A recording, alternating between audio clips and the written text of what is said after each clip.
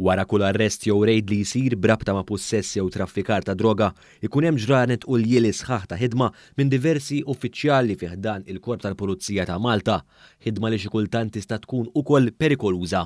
Stqar dan l-Assistent Kummissarju tal-Pulizija Denis Tewma fejn f'kummenti ma' dan l-istazzjon spjega il-proċess delikat sabiex eventwalment l-akkużati jiġu mixlija quddiem il-qorti kriminali. Ma niġux waħda one fine day, isma' ħanirredjaw ħal-qormi, ħanirredjaw taslima, ħanirredjaw il-belt, ħanirredjaw it-tali.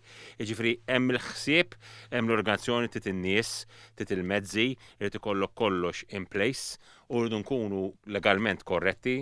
Kollox jibda minn informazzjoni li tiġi studjata bir-reqqa fejn wara jintalab mandat ta' arrest u tfittxija fuq il-persuna jew persuni suspettati mill-Maġistrat tal-Assa.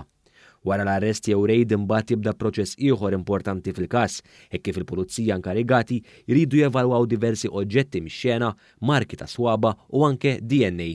Hawnhekk jibda l-proċess sabiex il-persuni arrestati jitpoġġew taħt akkuża u jitresqu mixlija quddiem il-qorti. L-Assistent Kummissarju semma li huma jiltaqgħu ma' ħafna abbużi ta' droga f'parties kbar u attivitajiet tal-massa. In-nota li għalkemm bħalissa dawn mhux isiru minħabba l-imxija, sfortunatament l-abbuż mid-droga xorta ma naqasx. Bħalissa bil-COVID pereżempju li nista' ngħidlek huwa x-xena nbidlet naqrax qabel kienu kun hemm ċertu parties ta' ċertu entità u f'daw il-parties sfortunatament normalment konna nsibu ammont mhux ħażin ta' persuni li abbużaw mid-droga, kemm użu personali u kemm min jusa dawn il-parties biex ibiħ id-droga fihom għax huma konvenjenti.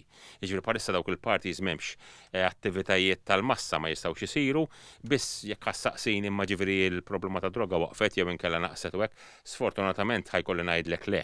L-Assistent Kummissarju spjega li qabel ma finalment tinqered id-droga fl-inċineratur isiru ħafna studji u investigazzjonijiet fuqha kemm il-pulizija kif ukoll minn esperti tal-qorti.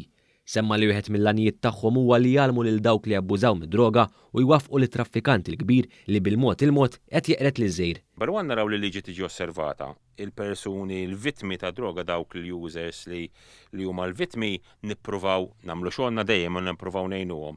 Biss fejn jidħlu dawk il-persuni li qed jistanaw fuq il-miżerja tal-vittmi, dak assolutament jiġifieri aħna naraw li mhux nagħmlu xogħolna sew u l-unika mod li jiena nħossni sodisfatt huwa meta rnexxinna naqbdu daw il-pushers u traffikanti ta' ċertu livell.